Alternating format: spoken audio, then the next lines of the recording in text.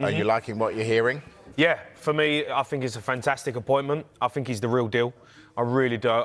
Watching him at Brighton, the way he played the game, his teams played, I thought he was absolutely fantastic. Obviously, done a good job at Marseille as well. And, for me, just listening to that interview, I think he knows, he's a realist. He knows what's at stake. He knows he needs to keep this club up.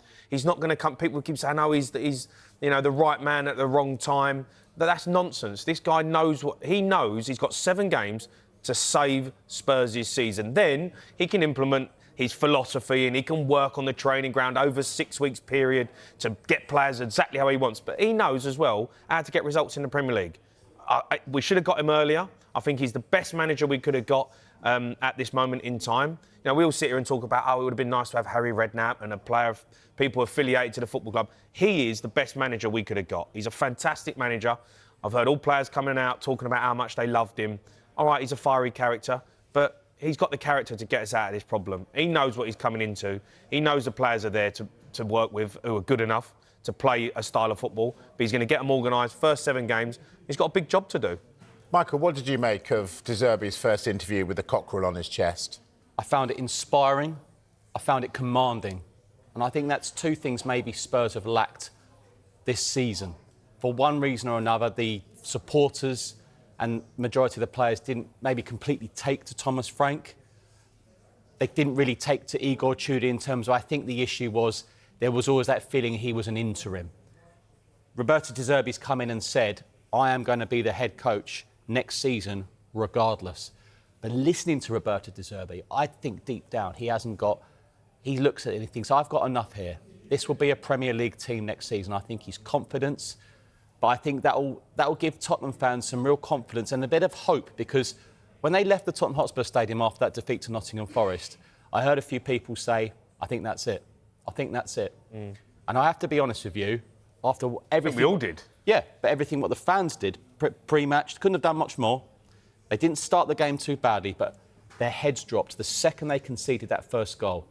I don't think we will get that with Roberto De Zerbi. So I go back to the 2 words, inspiring and commanding.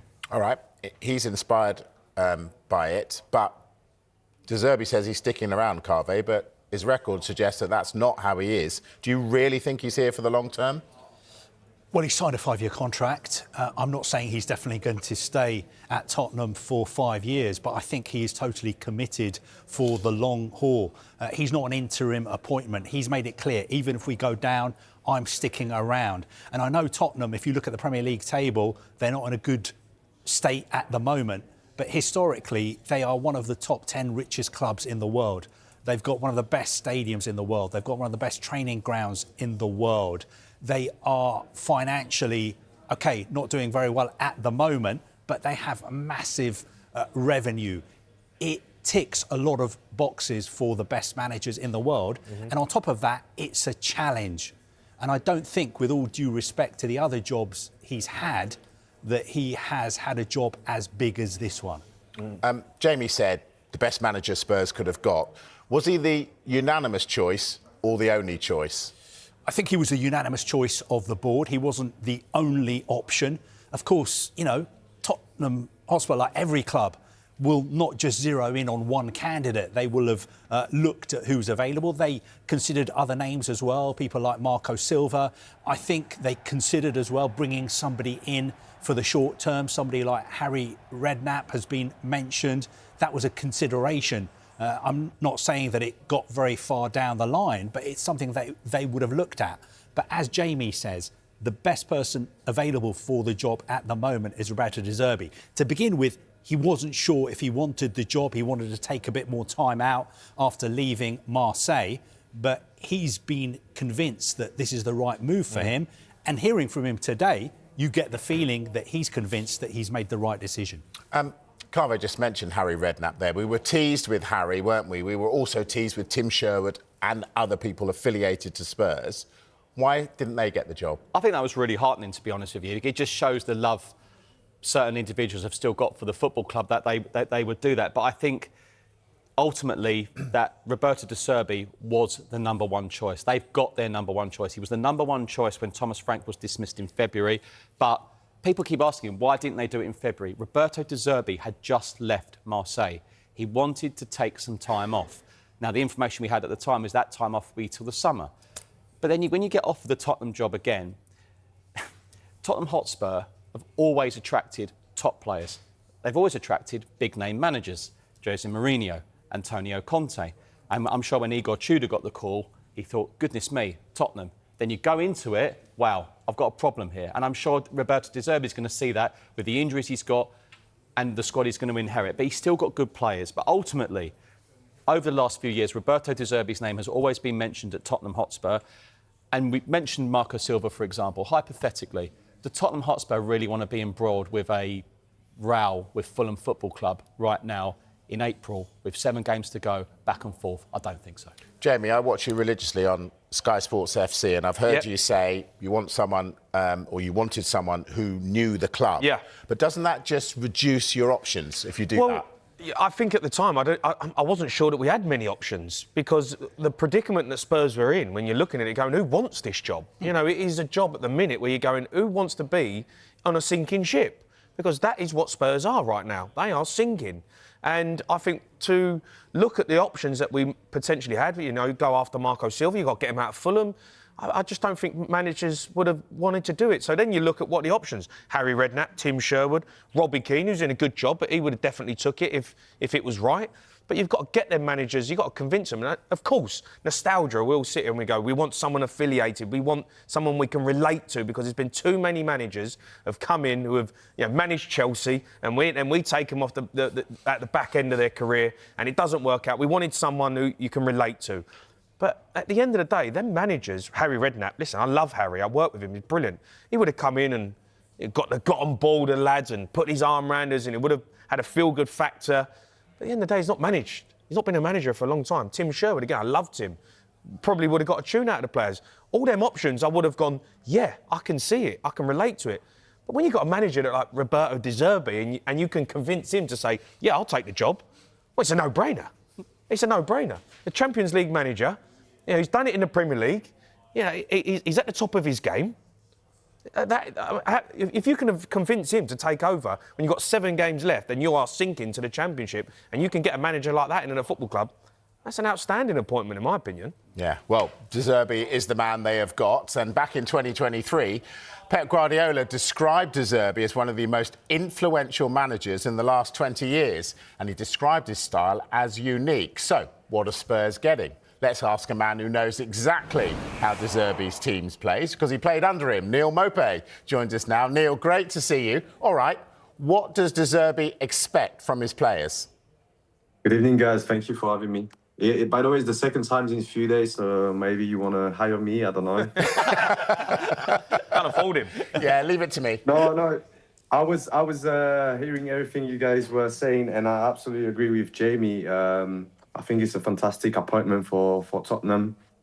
For me, I've worked with him and I played against him when he was at Brighton, and I think he's fantastic. And I got the chance to play almost 2 seasons for him, and everything he does inside the club, he's hard to explain in a few minutes, but he knows a lot about football, and he's in love with football. He's always looking for options to play, to make sure every player's play in the right position.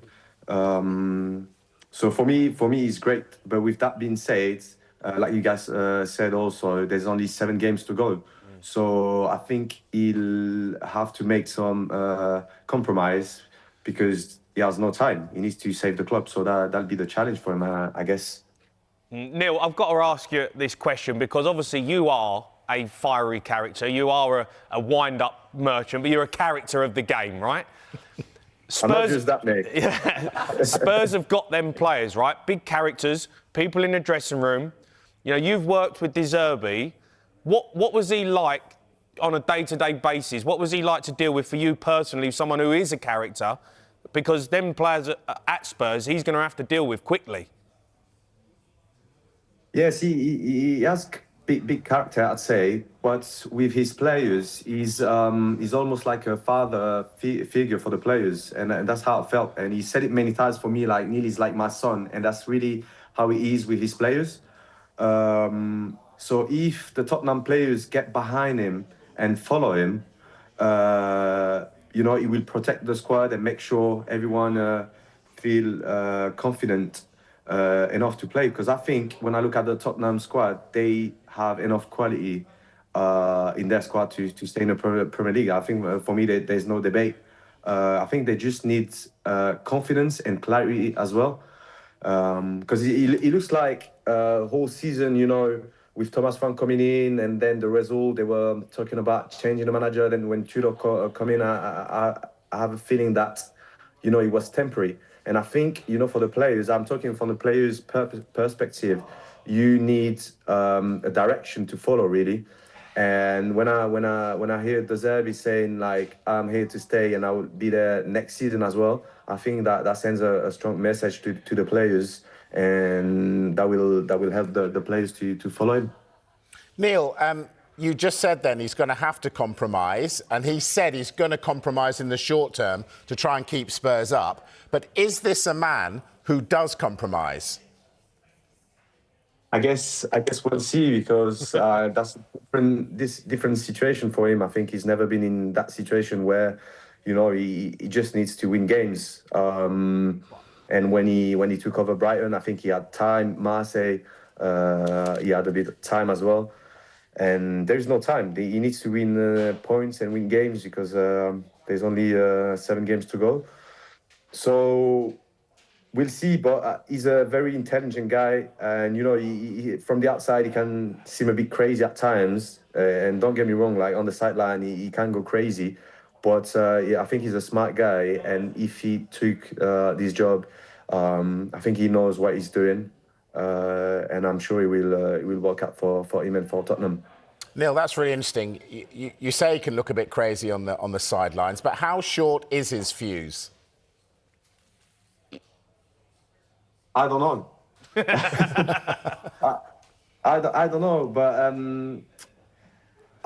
one thing, from obviously what I was saying, with Thomas Frank and maybe Trudeau, I felt like sometimes players weren't behind their manager. And I've seen clips where Thomas Frank were trying to shake someone's hand and they were ignoring him. And with De Zerbi, that won't work. And it doesn't matter if you're the captain of the team or if you're young players, he will treat you the same. And I think that's something for a squad like Tottenham really important for the players, because they know they have to respect him, to work hard and give everything for the team and for him. Otherwise, you won't play. Simple as that. And I think something a bit more strict that could help them. Neal, you've already answered this, but I want confirmation. Will De Zerbi keep Tottenham up? I don't want Tottenham fans against me, I think that they hate me enough. But I personally believe he will keep Tottenham up. And when I said it again, but when I look at the Tottenham squad, they have a lot of good players and quality to stay up. And with De Zerbi, and you guys said it, I think he's one of the top manager, and I do believe that from the inside, because I've worked with him.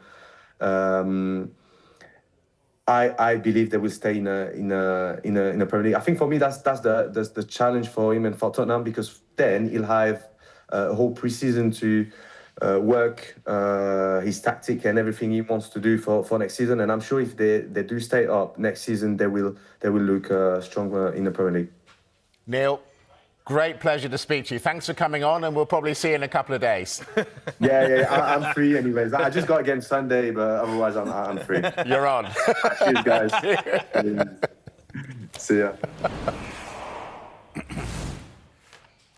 Right. Look, we know Spurs have had so many different kinds of managers, head coaches and style of play. Now, we know Roberto De Zerbi plays fantastic football, but he's possession-heavy, isn't he? Very, very possession-heavy. This is the team-style comparison. Now, when Ange Postecoglou's Spurs won the Europa League, it was very fast and direct, and it worked in Europe. Didn't work as much in Ange Postecoglou's last season in terms of the Premier League. But if you see down here, the slow and intricate. The Brighton fans, they absolutely love their seasons under Roberto De Zerbi. Slow and intricate. That's Roberto De Zerbi's Brighton, the 23-24 season, 22-23. You Brighton fans, you keep telling me how much you enjoyed those seasons. But we must say, and as Roberto De Zerbi has said as well, with such little time, he might be abandoning some of those principles, and it's just about winning those 7 league matches.